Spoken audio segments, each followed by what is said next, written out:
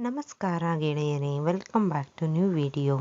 ಒಬ್ಬ 18 ವರ್ಷದ ಹುಡುಗಿ ಶ್ವೇತಾ ಬೆಳಗ್ಗೆ ಎದ್ದಾಗ ತನ್ನ ತಾಯಿ ಸುನೀತಾ ತನ್ನ ತಂದೆ ಶಿವಕುಮಾರರ ಕೊಠಡಿಯಿಂದ ಹೊರಬರೋದನ್ನು ಗಮನಿಸುತ್ತಾಳೆ.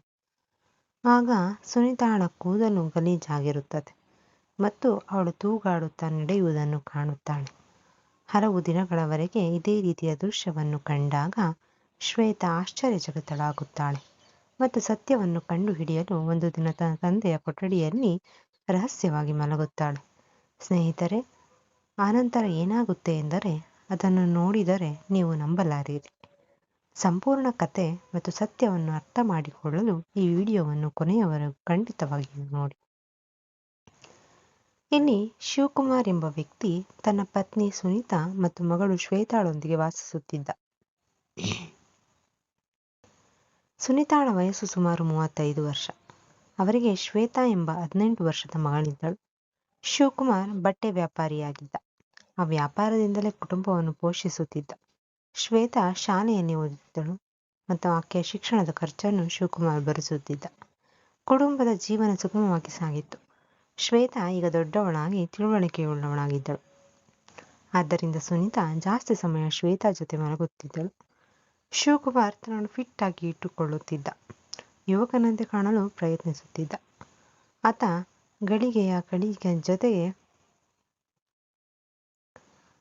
ಗಳಿಕೆಯ ಜೊತೆಗೆ ತನ್ನ ಮೇಲೂ ಒಳ್ಳೆಯ ಖರ್ಚು ಮಾಡುತ್ತಿದ್ದ. ಫ್ಯಾಷನ್ನಲ್ಲಿ ಇರಲು ಇಷ್ಟಪಡುತ್ತಿದ್ದ. ಸಂಜೆಯಾದಾಗ ಶ್ವೇತಾ ತನ್ನ ತಾಯಿಯೊಂದಿಗೆ ಮಲಗುತ್ತಿದ್ದಳು.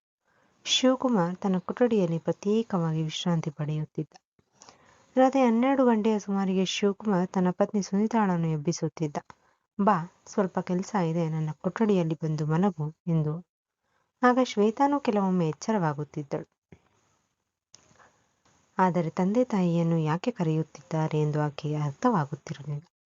ಲಕ್ಷ್ಮಿ ಯಾವಾಗಲೂ ಒಂದಿಲ್ಲೊಂದು ನೆಪ ಹೇಳುತ್ತಿದ್ದಳು. ನನಗೆ ಆರೋಗ್ಯ ಸರಿಯಿಲ್ಲ ಎಂದು, ನಾನು ಬರಲಾರೆ ಎಂದು.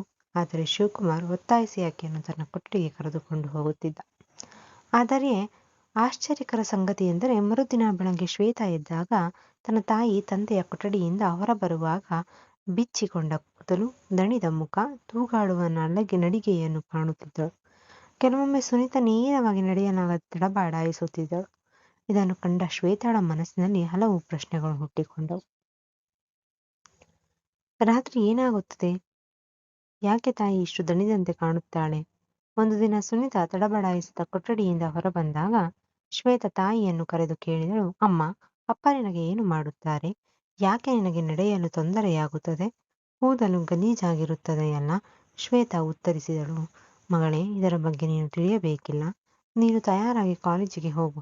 ಶ್ವೇತಾ ಶಾಲೆಗೆ ಹೋಗಿ ತನ್ನ ಸ್ನೇಹಿತರೊಂದಿಗೆ ಈ ವಿಷಯವನ್ನು ಹಂಚಿಕೊಂಡಳು. ಸ್ನೇಹಿತರು, ನಿನ್ನ ತಂದೆ ಇಂಗ್ಲಿಷ್ ಚಿತ್ರಗಳಿಗೆ ಒಲವು ಇದೆ, ಹೀಗಾಗಿ ನಿನ್ನ ತಾಯಿಯನ್ನು ಗಟ್ಟಿಯಾಗಿ ಕಾಡುತ್ತಾರೆ ಎಂದು ತಮಾಷೆ ಮಾಡಿದರು. ಆದರೆ ಶ್ವೇತಾಳಿಗೆ ಇದು ಅರ್ಥವಾಗಲಿಲ್ಲ. ಆಕೆ ತನ್ನ ತಾಯಿಯ ದುಃಖಕ್ಕೆ ಕಾರಣವನ್ನು ಕಂಡುಹಿಡಿಯಲು ನಿರ್ಧರಿಸಿದಳು. ಒಂದು ದಿನ ಶ್ವೇತಾ ಮನೆಗೆ ಬಂದಾಗ ಮನೆಯ ಮುಂದೆ ಒಂದು ಕಾರು ನಿಂತಿರುವುದನ್ನು ಕಂಡಳು. ಒಳಗೆ ಹೋದಾಗ ತಾಯಿ ಸುನೀತಾ ಒಬ್ಬ 30 ರಿಂದ 35 ವರ್ಷದ ವ್ಯಕ್ತಿ ವಿನಯದೊಂದಿಗೆ ಮಾತನಾಡುತ್ತಾ ನಗುನಗುತ್ತಾ ಮಾತನಾಡುತ್ತಿದ್ದಳು. ಶ್ವೇತಾ ಕೇಳಿದಳು, ಅಮ್ಮ, ಇವರು ಯಾರು? ಸುನೀತಾ ಹೇಳಿದಳು, ಇವರು ನನ್ನ ಹಳೆಯ ಸ್ನೇಹಿತ. ಮದುವೆಗೂ ಮುಂಚೆ ಒಡನಾಟವಿತ್ತು. ಅವರು ದುಬೈನಿಂದ ಬಂದಿದ್ದಾರೆ. ವಿನಯ್ ಶ್ವೇತಾಳನ್ನು ಒಲವಿನಿಂದ ಕರೆದು, ನಿನ್ನ ತಾಯಿಯಂತೆ ನೀನು ಇನ್ನೂ ಸುಂದರಿಯಾಗಿದ್ದೀಯಾ ಎಂದ. ಆದರೆ ಶ್ವೇತಾಳಿಗೆ ಇದು ಸ್ವಲ್ಪ ವಿಚಿತ್ರವೆನಿಸಿತು. ವಿನಯ್ ಊಟ ಮಾಡಿ ಹೊರಟು ಹೋದ. ಸುನೀತಾ ಶ್ವೇತಾಳಿಗೆ ಇದರ ಬಗ್ಗೆ ನಿನ್ನ ತಂದೆಗೆ ಹೇಳಬೇಡ, ಇಲ್ಲವಾದರೆ ಜಗಳವಾಗುತ್ತದೆ ಎಂದಳು. ರಾತ್ರಿ 11 ಗಂಟೆಗೆ ಶಿವಕುಮಾರ್ ಶ್ವೇತಾಳನ್ನು ಎಬ್ಬಿಸಲು ಬಂದಾಗ ಆಕೆ ಸಲೀಸು ಹೇಳಿ ತಪ್ಪಿಸಿಕೊಂಡಳು. ಆದರೆ ಶಿವಕುಮಾರ್ ಒತ್ತಾಯಿಸಿ ಆಕೆಯನ್ನು ತನ್ನ ಕೊಠಡಿಗೆ ಕರೆದುಕೊಂಡು ಹೋದ. ಮರುದಿನ ಸುನೀತಾ ತಡಬಡಾಯಿಸುತ್ತಾ ಹೊರಬಂದಾಗ ಶ್ವೇತಾ ಮತ್ತೆ ಕೇಳಿದಳು, ಅಮ್ಮ, ಏನಾಗುತ್ತದೆ? ಸುನೀತಾ, ನಿನ್ನ ತಂದೆ ನನ್ನನ್ನು ಕಾಡುತ್ತಾರೆ, ಹೊಡೆಯುತ್ತಾರೆ. ಇದು ನಮ್ಮ ಒಳಗಿನ ವಿಷಯ ಎಂದಳು. ಇದನ್ನು ಕೇಳಿ ಶ್ವೇತಾ ತನ್ನ ತಂದೆಯ ಮೇಲೆ ಕೋಪಗೊಂಡಳು. ಮತ್ತೊಂದು ದಿನ ಶ್ವೇತಾ ಶಾಲೆಯಿಂದ ಬರುವಾಗ ದುಬೈನ ವಿನಯನ ಕಾರಿನಲ್ಲಿ ಮನೆಗೆ ಬಂದಳು. ವಿನಯ್ ಶ್ವೇತಾಳಿಗೆ, ನಿನ್ನ ತಾಯಿಯನ್ನು ನಾನು ಮದುವೆಯಾಗಬೇಕಿತ್ತು, ಆದರೆ ನಿನ್ನ ತಂದೆಯೊಂದಿಗೆ ಮದುವೆಯಾಯಿತು. ಆತ ಆಕೆಯನ್ನು ಕಾಡುತ್ತಾನೆ ಎಂದು ಶ್ವೇತಾಳನ್ನು ತನ್ನ ತಂದೆಯ ವಿರುದ್ಧ ಎತ್ತುಕಟ್ಟಿದ್ದ. ಶ್ವೇತಾ ಗೊಂದಲಕ್ಕೊಳಗಾದಳು. ಶ್ವೇತಾ ಸತ್ಯವನ್ನು ಕಂಡುಹಿಡಿಯಲು ನಿರ್ಧರಿಸಿ ಒಂದು ದಿನ ಮಾರುಕಟ್ಟೆಯಿಂದ ನಿದ್ದೆಯ ಮಾತ್ರೆ ತಂದು ತಾಯಿಯ ಆಹಾರದಲ್ಲಿ ಬೆರೆಸಿದಳು. ಸುನೀತಾ ತಕ್ಷಣವೇ ಮಲಗಿದಳು. ಶ್ವೇತಾ ತನ್ನ ತಂದೆಯ ಕೊಠಡಿಯಲ್ಲಿ ಮಲಗಿದಳು. ರಾತ್ರಿ ಶಿವಕುಮಾರ್ ಶ್ವೇತಾಳನ್ನು ಎಬ್ಬಿಸಲು ಪ್ರಯತ್ನಿಸಿದಾಗ ಆಕೆ ಎದ್ದಿರಲಿಲ್ಲ. ಆತ ತನ್ನ ಕೊಠಡಿಗೆ ಬಂದಾಗ ಶ್ವೇತಾಳನ್ನೇ ಸುನೀತಾ ಎಂದು ಭಾವಿಸಿ ಆಕೆಯೊಂದಿಗೆ ಮಾತನಾಡಿದ. ನಾನು ಯಾಕೆ ನಿನ್ನನ್ನು ಕಾಡುತ್ತೇನೆ? ನಾನು ಎಲ್ಲವನ್ನೂ ನಿನಗಾಗಿ ಮಾಡುತ್ತಿದ್ದೇನೆ. ಆದರೂ ಯಾಕೆ ಜಗಳ ಎಂದು. ಶ್ವೇತಾ ತನ್ನ ತಂದೆಯ ಈ ಮಾತುಗಳನ್ನು ಕೇಳಿ ಆತ ಒಳ್ಳೆಯವನೆಂದು ತಿಳಿದಳು. ಮರುದಿನ ಸುನೀತಾ ಮನೆಯಲ್ಲಿ ಇರದೇ ಇರುವಾಗ ವಿನಯ್ ಬಂದ. ಆತ ಶ್ವೇತಾಳೊಂದಿಗೆ ಶಿವಕುಮಾರರಿಂದ ವಿಚ್ಛೇದ ಪಡೆಯಲು ಒತ್ತಾಯಿಸಿದ. ಶ್ವೇತಾ ಇದನ್ನು ಕಾಲೇಜಿನ ಬಂದು ಕಿಟಕಿಯಲ್ಲಿ ಕೇಳಿ ತಾಯಿಯ ದ್ರೋಹವನ್ನು ಅರಿತಳು. ಸುನೀತಾ ಮತ್ತು ವಿನಯ್ ರೊಮ್ಯಾನ್ಸ್ ತೊಡಗಿದ್ದನ್ನು ಶ್ವೇತಾ ಕಂಡಳು. ಇದರ ಜೊತೆಗೆ ಅವರಿಬ್ಬರ ಚೀರಾಟ ಹಾರಾಟದ ಮಧ್ಯೆಯೂ ಅವರ ಕಾಮವನ್ನು ಕಂಡಳು. ಕೋಪಗೊಂಡ ಶ್ವೇತಾ ವಿನಯ್ನನ್ನು ಮನೆಯಿಂದ ಹೊರಹಟ್ಟಿದಳು ಮತ್ತು ತಾಯಿಯನ್ನು ಎದುರಿಸಿದಳು. ಸುನೀತಾ ತನ್ನ ಹಳೆಯ ಪ್ರೀತಿಯ ಕಥೆಯನ್ನು ಹೇಳಿದಳು.